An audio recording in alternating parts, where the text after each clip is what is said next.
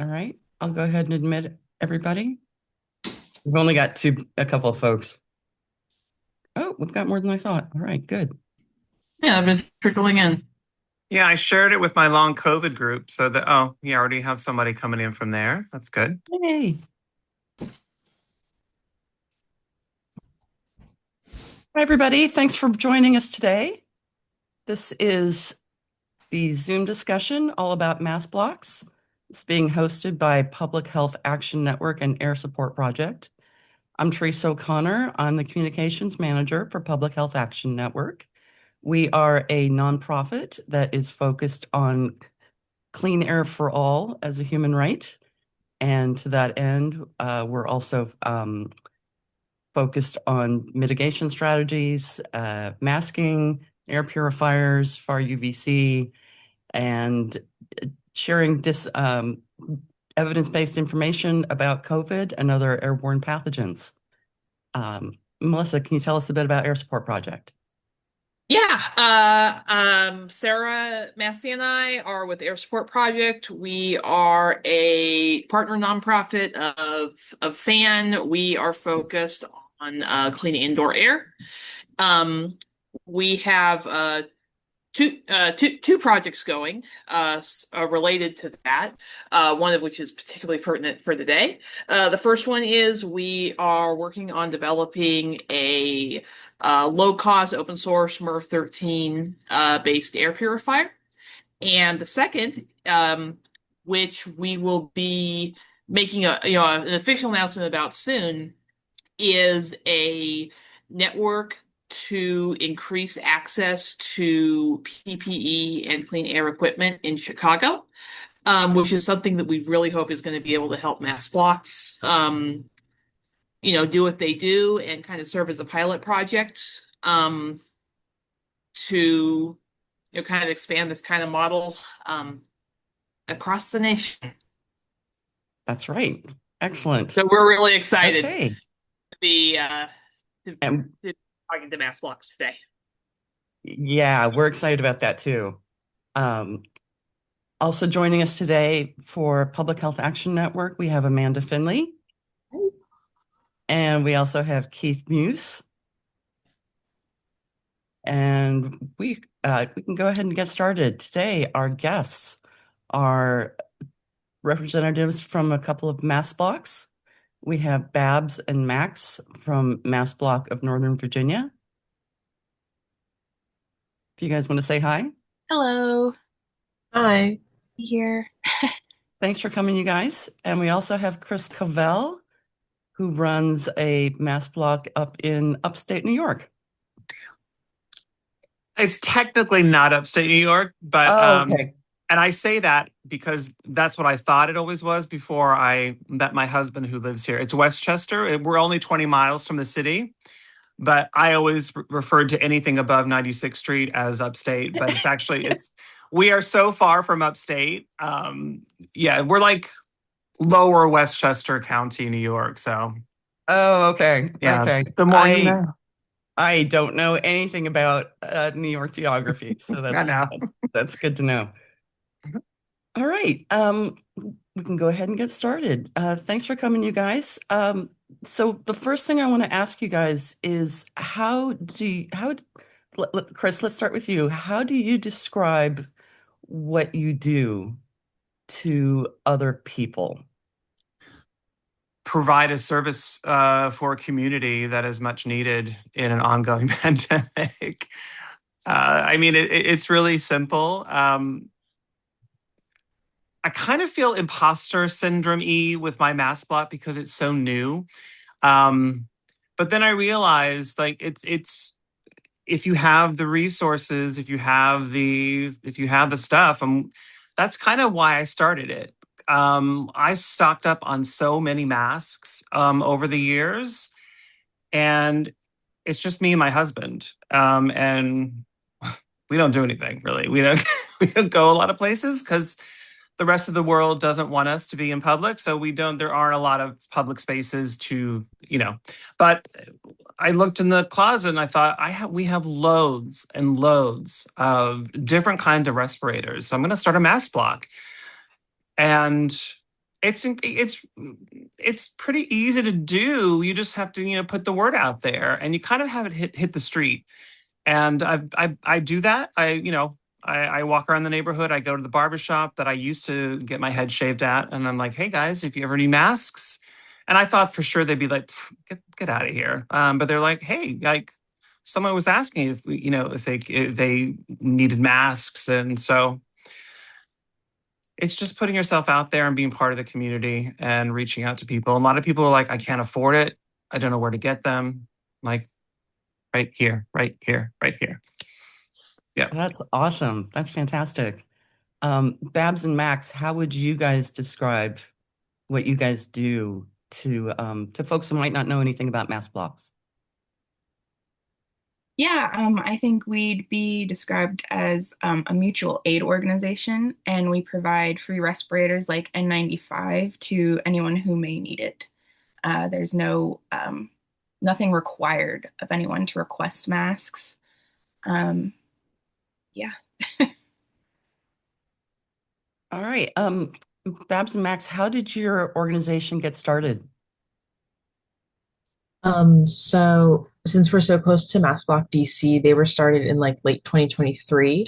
And so one of our like founding members was thinking about how there wasn't anything in Northern Virginia. And so they talked to the founder of Mask Bloc DC for like advice, and they gave us like a little bit of stock of the masks that they already had. And then we bought some masks just online with our own money, and then started up the Instagram page and email address so people could start requesting. Yeah. Neat. Um,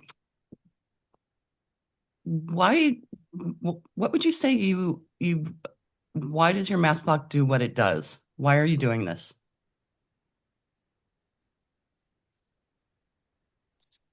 Well, you know, we've kind of been like abandoned. The respirators have turned into another disability tax.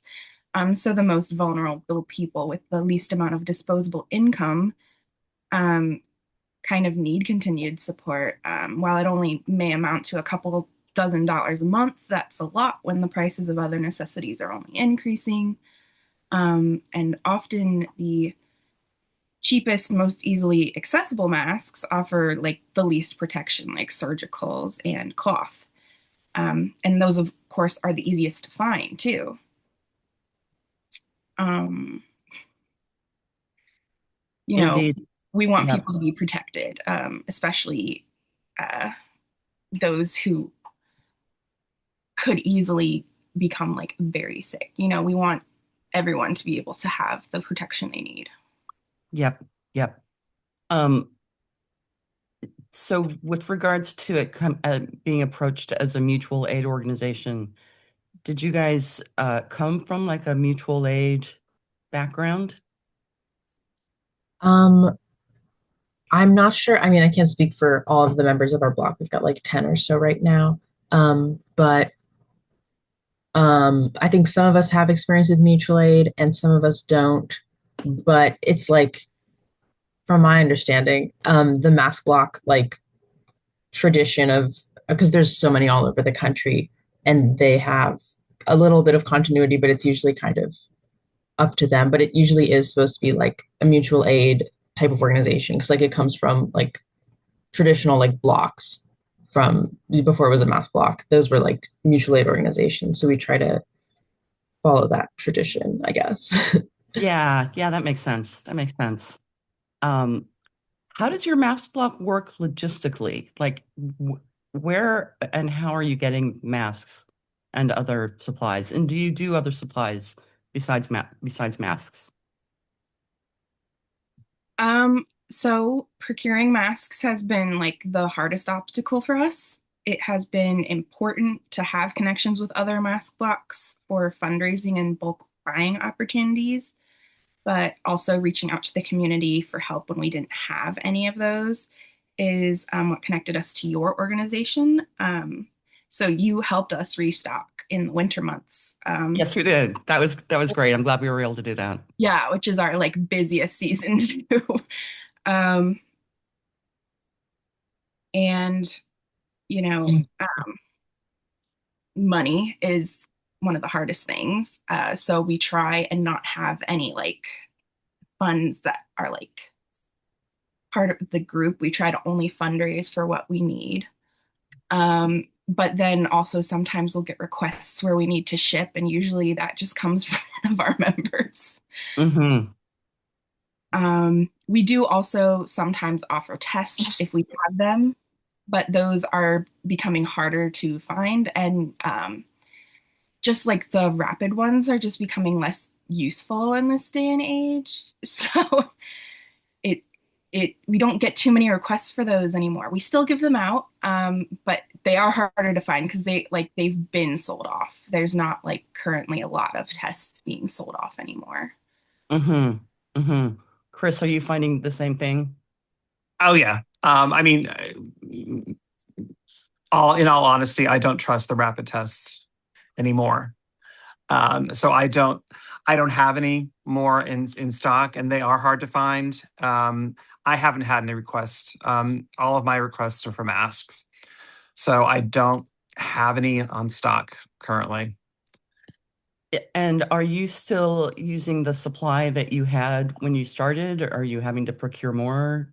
I have to procure more. I mean, that's a big reason. I mean, that's what my shop funds. Helps me to buy more masks, and also it helps me to fund organizations like yours. And So we really appreciate your support with that, Chris. That's so that's that's why I that's why I push the shop so much. Not only to get the message out, but because I need to keep on top of my inventory, make sure that I'm well stocked. Do you want to tell us a little bit about your shop since you're here? And yeah.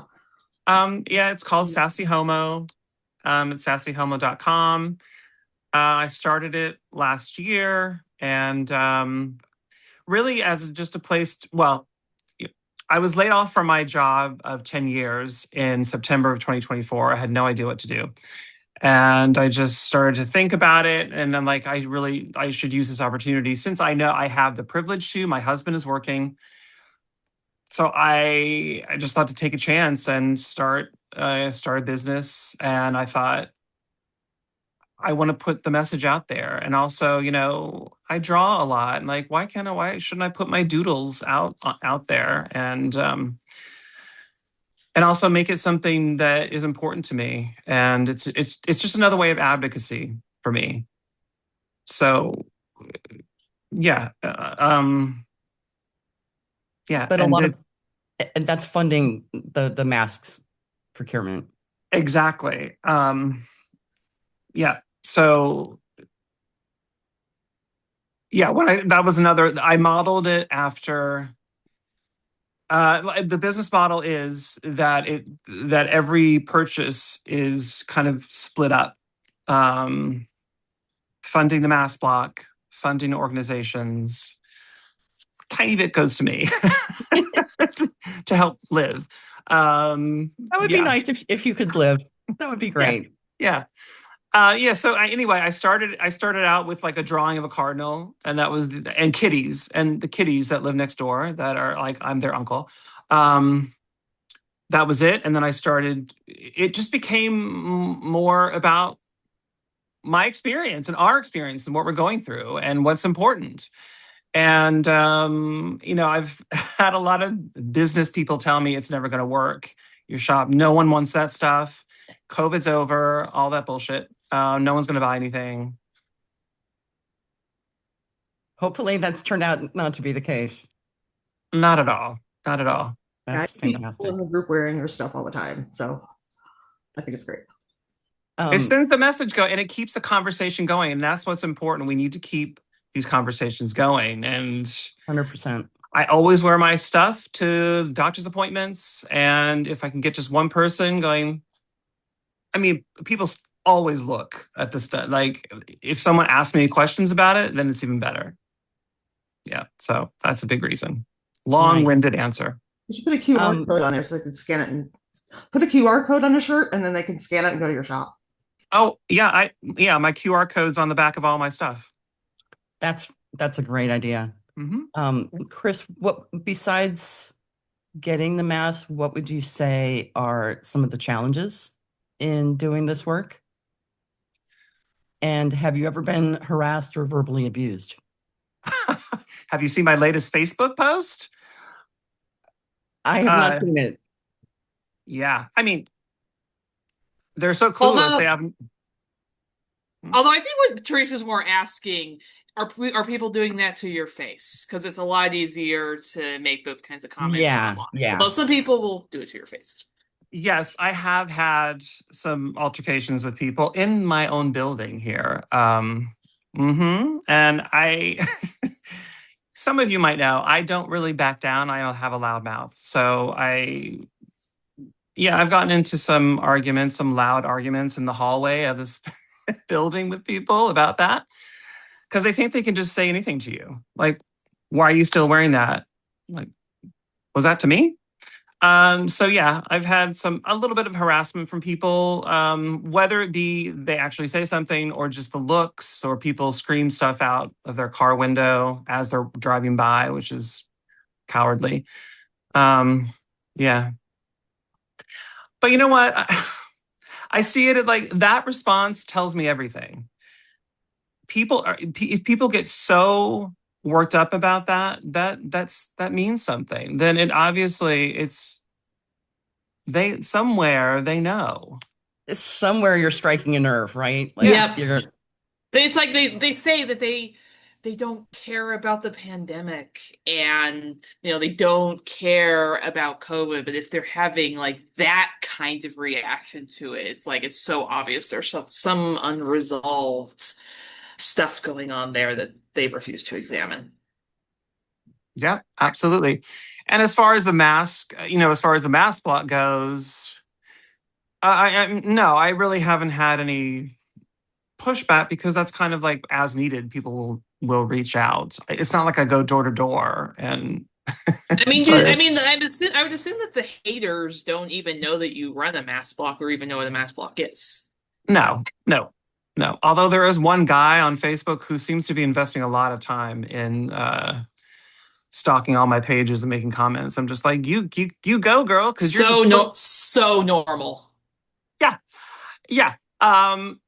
Hey, you're pushing. You're just upping my engagement, and you're making all of our posts even more visible. So good for you. Yeah, feed the algorithm. It's an odd way for them to show that they don't care, right? Like, yeah. And normally when I don't care about something, I just scroll past it. Yeah, exactly. And then they're like, why do I keep getting this stuff on my feed? Because you engaged with it. Yeah. Do you know what engagement means? Okay. Just checking. Well, and like Melissa said, do you know what just scrolling past something means? Like, it's not difficult. Babs and Max, I'm curious if you guys have had any negative interactions with folks in person.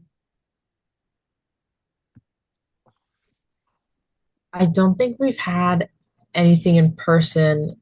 I personally haven't, and I'm not sure if we have, especially not in the directly in the work of the Mask Bloc. But we do have we had some issues with our Instagram where we were being, I think, blocked or something. They wouldn't let us have links in our bio for a while, and we weren't allowed to post for a while. We're not sure how we fixed that. So yeah, there are some issues with it as well. That is curious.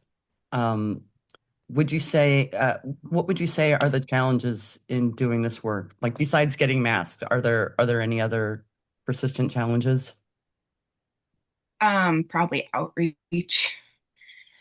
Trying to find places where we can reach the people in the community. Obviously, we have Instagram, but that really kind of limits who our requesters are. Mm-hmm. We haven't quite gotten to a place where we're reaching elderly or immigrant communities very well. We're trying. We have some plans. It's just a slow process trying to get the word out there. Indeed. Yeah. Amanda, I'm wondering if you think that maybe Facebook would be a good a good way to reach maybe older folks. Yeah, it would be. And you have more opportunities to like share in different groups. But yeah, I know let's face it, I'm older, I'm on Facebook. So is my mom, so is my grandmother, so is the Dalai Lama. So yeah, it's a great place. A question about that as someone who didn't use Instagram at all before I got into advocacy work with my organization. Why do most mask blocks seem to be limited like only to Instagram for social media and outreach? Like as opposed to other social media platforms, or like as Yeah. opposed to being Mhm. offline? Both. I'm really not sure. I think we're on Instagram just because I don't think most of our users are on like TikTok or formerly Twitter. So I don't know if any of us like really want to or know how to run an account on there. But I can't speak for any other blocks, of course. You know, if you want to get Yeah. started on Facebook, I'm glad to help, or Blue Sky. Yeah. So we also are kind of limited on what social media platforms we can do because we don't do any sort of video content, and that's kind of what's ruling the roost right now. And we have talked about maybe expanding onto other platforms, but it's a process because then you need people to run it and moderate it and And respond to replies, respond to yeah, messages. exactly. Yep. And then people have to be on those platforms to check. It's a lot to ask of people currently. With a tiny organization when everybody's strapped already, right? Exactly. Yeah. Yeah, I do see that there's kind of a critical mass of mass blocks that have gone onto Instagram, and I think that's just kind of creating an environment where it's easier to be on Instagram for mass blocks.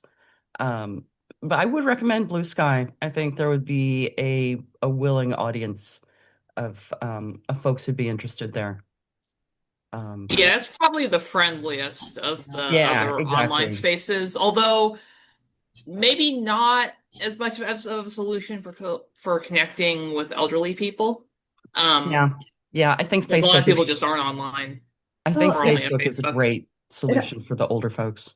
well, it still could be a conduit for it though, because there are so many people who are involved in the social justice movement on Blue Sky.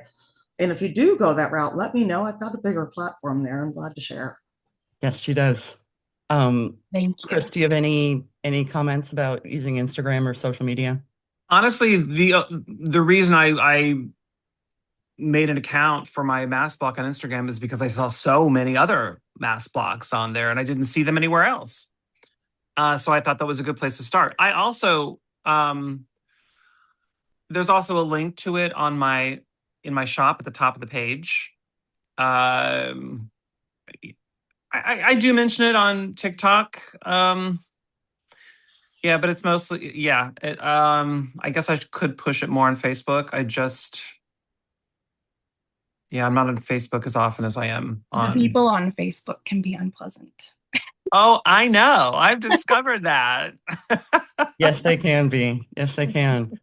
Chris, you said you're on TikTok. Do you get engagement there? Yeah, well, I do. More for my video. I mean, for my videos, yeah, I get engagement. Yeah, I'm very small potatoes. I don't even have 1,000 followers, but yeah, I do my videos. I do my Trish, pharmacist video and other stuff, which caught on, which I'm happy because it sends the message, but it gives you a laugh as well, which is what we all need. Absolutely. Yeah. 100%. So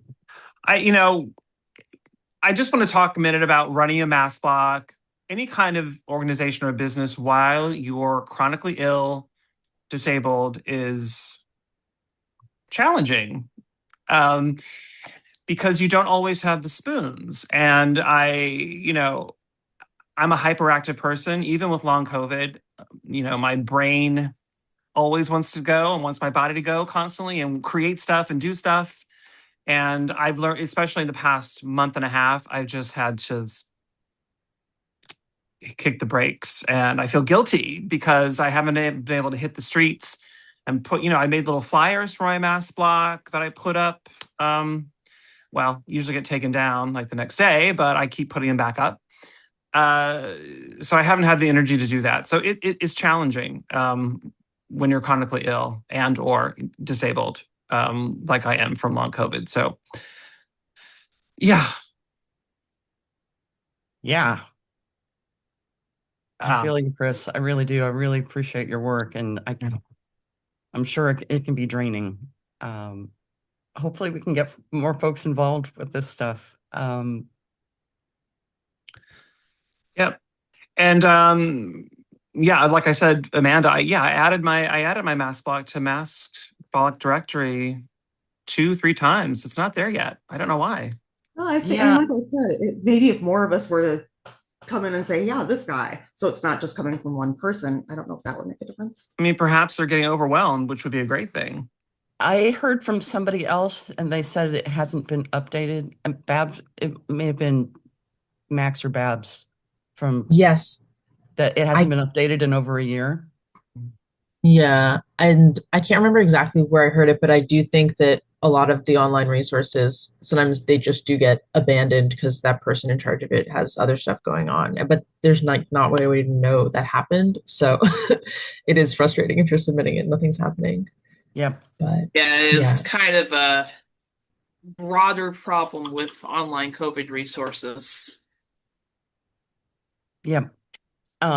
So a good question came up about there's a mask block where I live, but they are really hard to work with, and I want to start one that's more aligned with my goals. I think starting one of your own that's more aligned with your goals is absolutely in line with the current movement, the current need. And Colin asks, I really just want to get masks to people and engage on the issue more with the public, but I'm unemployed and a sole caretaker. My child's mother's a COVID denialist. So with all that, what is a good way to get free masks as an individual who wants to start a block? I mean, I think this is part of the last question, second to last question about how to kind of start a mask block, but I do think some of it is, I hate to use the word networking. Some of it is talking to people. I think networking is a fine word. I mean, under the circumstances. A lot of it is networking. If you don't have like the personal funds to just go out and buy masks yourself, you can also sometimes just like wait for sales on major holidays. That's usually a pretty good thing. Some mask companies, if you like reach out to them, will and tell them like you're trying to do like community distribution and kind of give them a little pitch about that. They might give you a discount. We had, I think Bonafide gave us a discount like that, like last year that we were able to buy some masks for a lower price than they sell online. But yeah, like I would say reach out to the other block. I mean, I don't know what your relationship is with them, but other like COVID safety groups in the area and see if they have like any extra stock because usually I would hope they are really nice and supportive of each other, or they should be. Yeah. Chris, do you have any comments on that? I mean, it's the same I would say exactly the same thing. Reach out to people however you can. And I talk to a lot of different mask blocks. The closest one to where I am is almost upstate. Celebrate 845. They're actually, I mean, they're a big force behind Mask Week. They're in Hudson Valley, so they're a little bit of a distance from me, but they're still, I guess they're close to my area. And they're kind of they were the ones who kind of got me started, and they gave me really like supportive push. So they're a great model for me. Yeah, it's a couple of upcoming resources that will hopefully help folks. PHAN is developing a project that we're calling Supply that is going to act as kind of a connector between businesses and orgs that have masks to offer and organizations that need masks. So it'll be kind of the intermediary between businesses that have it, organizations that need it, and hopefully we're going to be able to set up a system where any of a group of businesses that we're working with will be able to post what they have. And then organizations like these mask blocks that you guys are running will be able to request them. So fingers crossed, we'll have something that we can send to you guys that we can beta test soon. Chris and then Max. Chris, go ahead. I put my hand up so I wouldn't forget. That's also a part of my shop is on a lot of my, well, I shouldn't say all of my collections. On any collections that have to do with masking, if you buy a shirt, you get 5 N95s free that I ship to you. Oh, nice. That's wonderful. That's great. Max, go ahead. I was just going to say, Colin mentioned part of it in the chat, which is that if you have a 501c3 organization that is willing to kind of help you out, you can much more easily get donations from mask companies. It's just they usually will ask for like the company number or whatever the official thing is that proves you're 501c3 before they do donations. But there's also government surplus websites where a lot of times they will sell. I just sent 2 of them in the chat. A lot of times they will like resell just expired masks from back when I guess the government was interested in giving people masks and they've decided they're not, so they're getting rid of them. And so sometimes they're like thousands and thousands, but sometimes it's just like a couple boxes and you can get them for like a couple dollars at much lower than market price. So that's something to look into sometimes. Oh, that's terrific. Those are great resources. Thanks for letting us know. And just to clarify for the audience, when you say expired masks, masks don't really quote unquote expire, do they? They just go past a certain date that's on the box. But as far as like the efficacy of their use. Jess, Teresa, please let Jess talk. Oh, sure.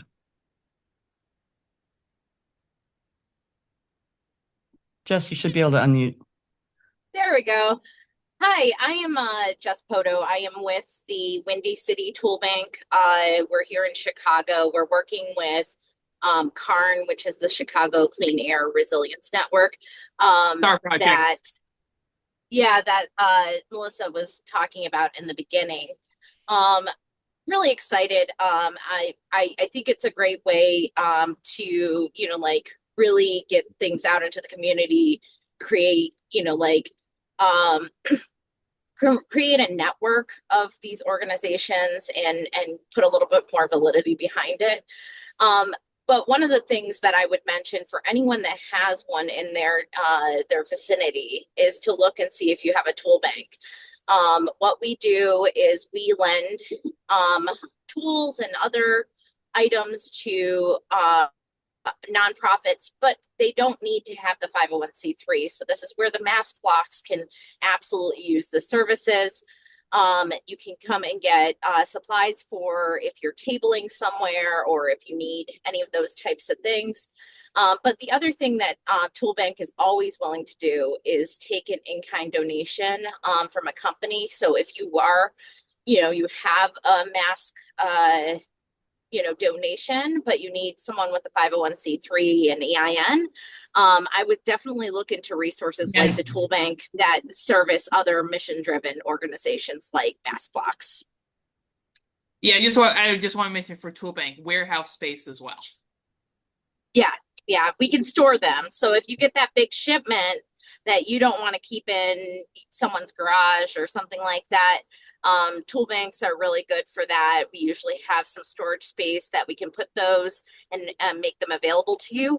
We do have things like masks in our inventory. We call them consumables. So we don't expect, any of those back, like some of our other tools, we would want those back after a certain period or usage. And masks and other items that are consumable can just be picked up if they're in our main inventory. So it makes it available to not individuals, but to organizations or groups like Mask Blocks. So it's a really great resource if you have one that is in your area, or if you end up with a huge donation and you need a place to land it. I would definitely check to see.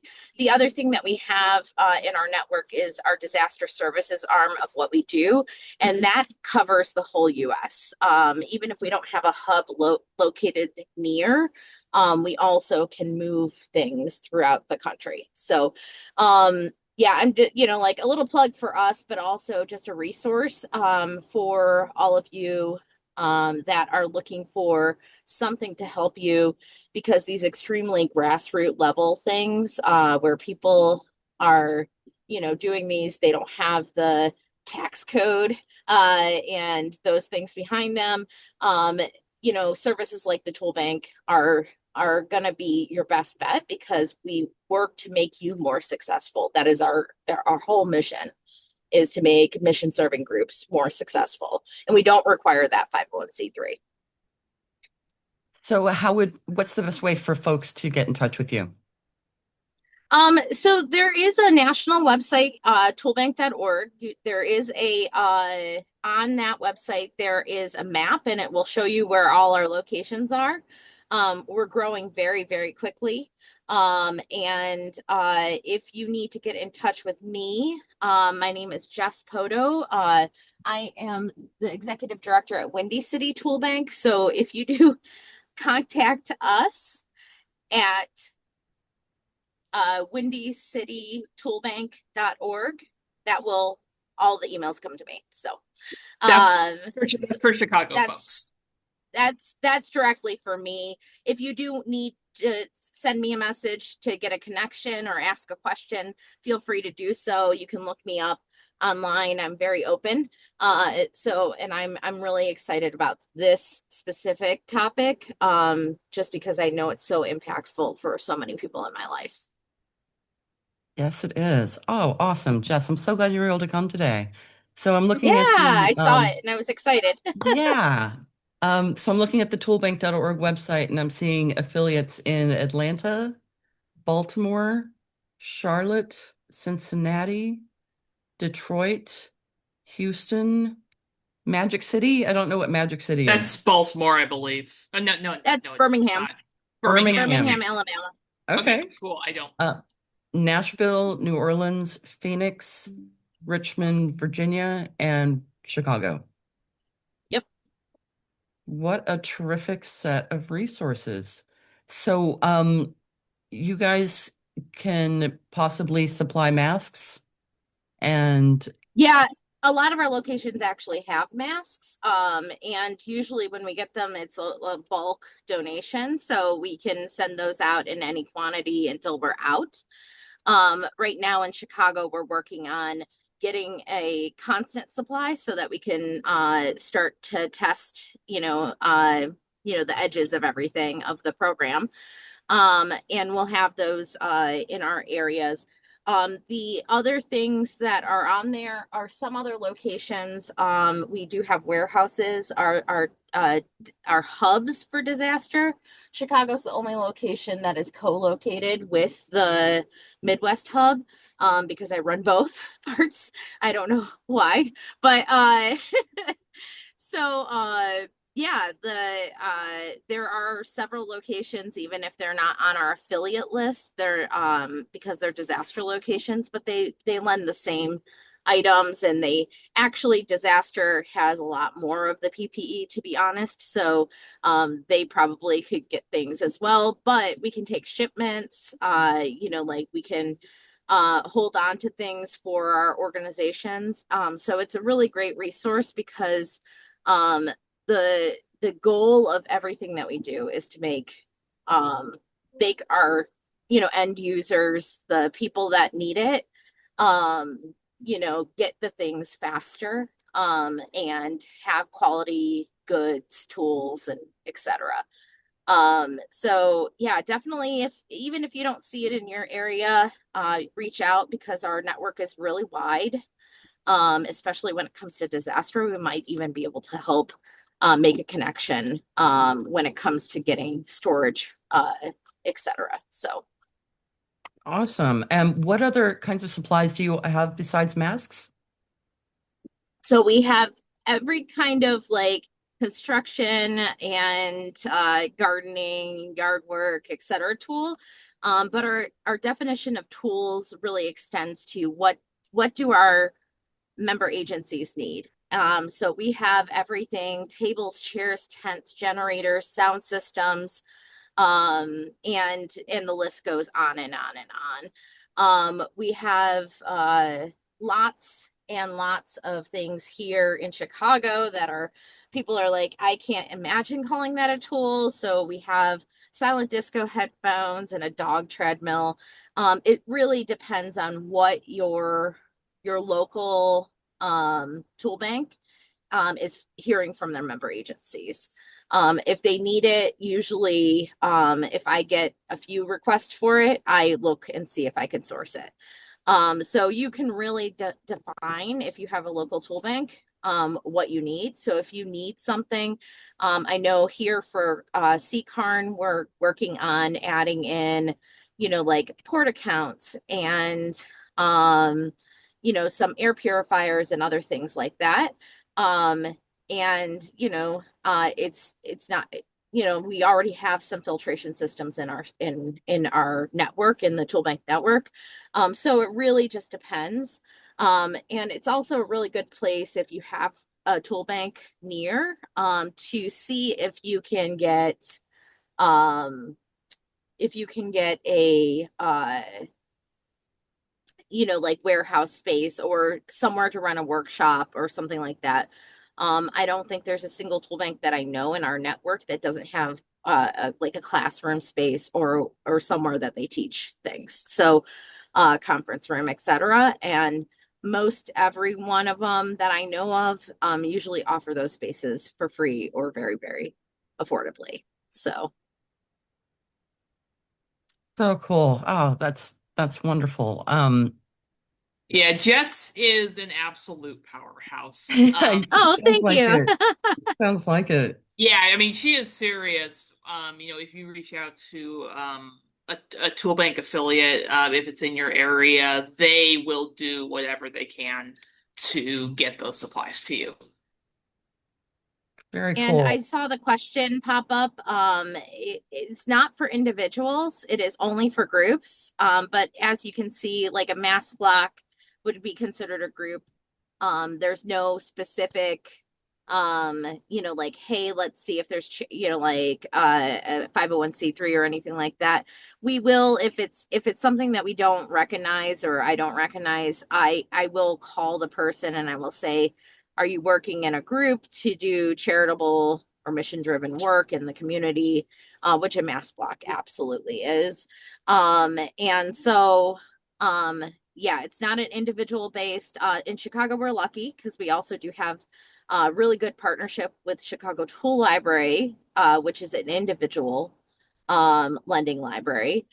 We do the organizational lending and they do the individual lending in Chicago, and we work very closely together. So, when we get things like consumables like masks or something that would be very good for public, consumption, we immediately contact them to see if they need any in their inventory. And, they work hand in hand with us when they get large donations that wouldn't make sense for them. Yeah, so just a bit about what AirSport Project and PHAN are trying to do with Windy City Tool Bank under our Chicago Clean Air Resilience Network project. We are trying to beef up Windy City Tool Bank's inventory with a lot of PPE and clean air hardware related supplies. So things like air purifiers. We want to get a port account. portable air quality sensors. I think having far UV at some point would be really awesome. Far And UVC through yeah, that would far be UVC. fantastic. Absolutely. Yeah, basically all of these resources will be available in Toolbank's warehouse. They will store, maintain them, and anyone who's, a nonprofit or a group in the Chicago area will be able to borrow those at extremely low cost. Basically, Toolbank just charges the handling fees. And a future direction that we're kind of hoping to expand into is getting satellite lending and PPE distribution sites in places like the Chicago Public Library branches and other community organizations. We've had some talks with the Chicago YMCA to basically have like smaller hubs where people can pick up things like masks without, having to drive or, take public transit all the way Oh, to the Toolbank location. nice. I think using the libraries is a really great idea. One would like to think that they would be okay with maybe just having like a small table with supplies set Yeah, aside, or Yeah. the people we've been talking to there are really on board with it. They've been wanting to set up kind of like a broader like tool lending program at some of their branches for a while now. In partnership with Toolbank. It's just there are steps into actually getting that off the ground, but we're trying Yep. to help Yep. help push that forward. And we're hoping we're focused on Chicago right now, and kind of using this as a pilot project. And we're hoping that if we're successful and we kind of get a blueprint for doing this, that can be impetus for replicating this in other locations, particularly in those cities that are already served by tool banks. Absolutely. Chris, I'm wondering if you have any plans or ideas for the future for your project. Just to keep it going and to ramp it up. Pride is coming up. Pride is just Pride month, a few days away, and unfortunately, most of the queer community is not pro-masking. There are a lot, but not enough, and we don't have representation, at the main Pride event. So I've reached out to Celebrate 845. I really want to get something going in this area. Have some kind of event in June to promote Mask Blocs, not just mine, in the area and the shop. It's all connected. Yeah, so just to ramp up stuff and to be more visible. I think tying it in with Pride is a really great idea. Yeah. It still boggles my mind that a lot of my queer brothers and sisters, especially the ones who were around for HIV/AIDS and saw what happened, like me, especially those who pushed condom use, and now they're very anti-mask. It breaks my brain. It really breaks my brain. It makes me very sad. I just watched How to Survive a Plague last night. Yeah. And the parallels are just hitting you in the face, right? Like over and over. Larry Kramer is, I don't use the word hero often at all, but he is a definite hero of mine. And I hear his voice all the time. Whenever I get overwhelmed with, hate and, all that bullshit in social media, I just think about him and all the people who came before us. I know there are differences, but there are so many parallels. Yeah, and watching that, I would think is a good starting point. Yeah, that, maybe that's something that all of us could promote for Pride Month. Yeah. Because it's a terrific film and the parallels are so apparent, and it's really inspiring and eye-opening to see how much activism they did, how much self-education they did. Movie night. Oh, I love that. That would be fun. Oh, That would be really cool if we could somehow organize that. Yeah. yeah, Yeah. absolutely. Um, Babs and Max, I'm wondering if you guys have any ideas for the future, any upcoming projects or expanding or Um, that is a great question. I know we're working on, I mean, not really, I guess expanding a bit. We're working on trying to get, as I think Bab said earlier, just trying to get more outreach to people that aren't as online. And right now we're getting a lot of like young people and mostly English speaking people because that's what most of our group speaks. So we're just always trying to think about how to reach people outside of that kind of narrow oh, I love that. demographic. Yeah. Yeah, Yeah, Melissa. question that was on the list that I also had.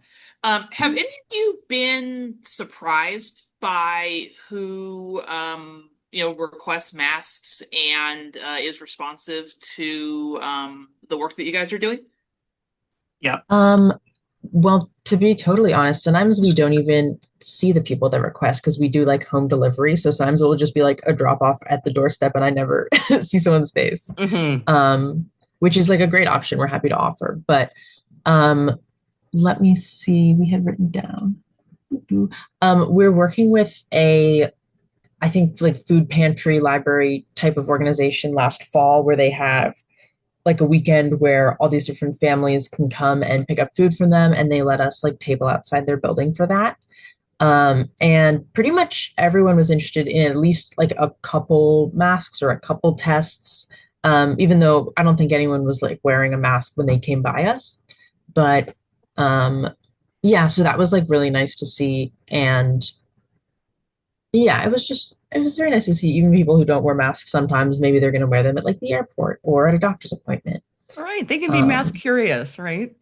yeah, exactly. They can explore it. Chris, do you have any comments or observations on that? Well, yeah, my first big surprise was the guys in the barber shop, like around the corner from here. I mean, it's a lead.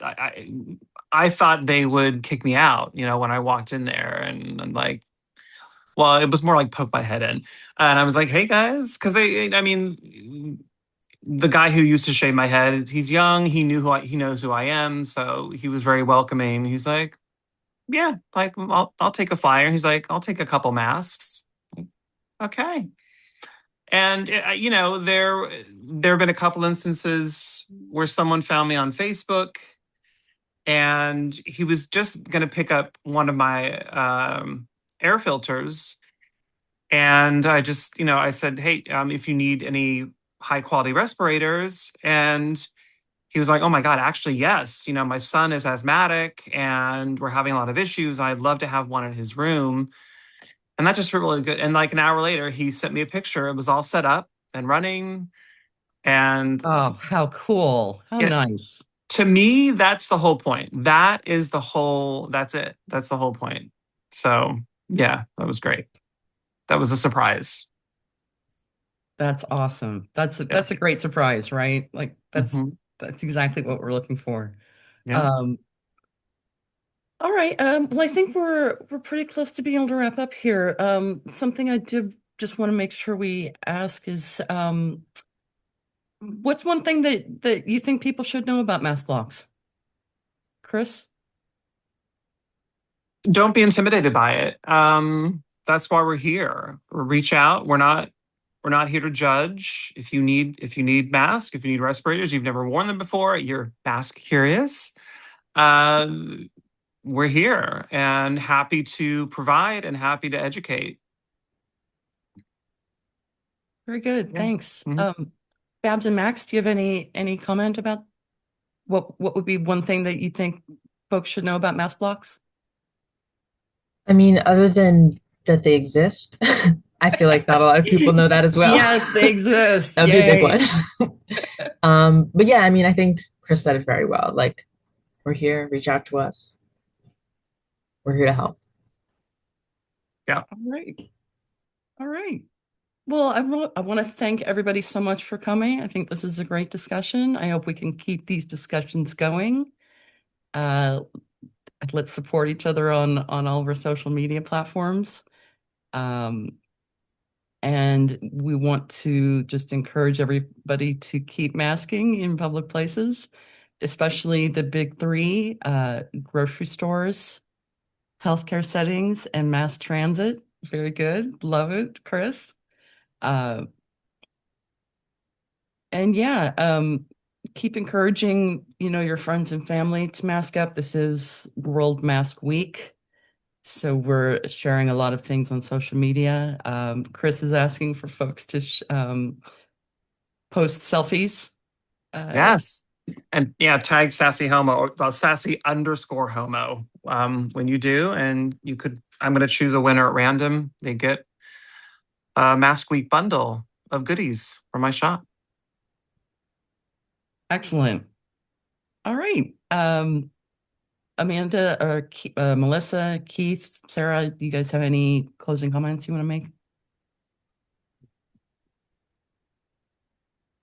I mean, thank you everyone for coming. I was really glad that we were able to do a talk on this. I think it's still a very relevant topic and one that a lot of people can benefit from being able to use. Absolutely. And, a simple mask is such a good entryway to being, more COVID conscious in general. Yeah, Sarah can be reached at sarah@airsupportproject.com. I can be reached at Teresa at Public Health Action Network. We will get a recording of this onto YouTube, and I will email all of you to let you know where that is. Babs and Max, if you have any other links or resources you want me to share, I can go ahead and include that in the email. And Chris, same for you. You have, I'll share all your social media links for all you guys. Thanks. So thanks for coming today. Really appreciate it. It's a great discussion. Thanks, Thanks, guys. everyone. Okay. See y'all later. Bye-bye. Bye, Thank guys. you.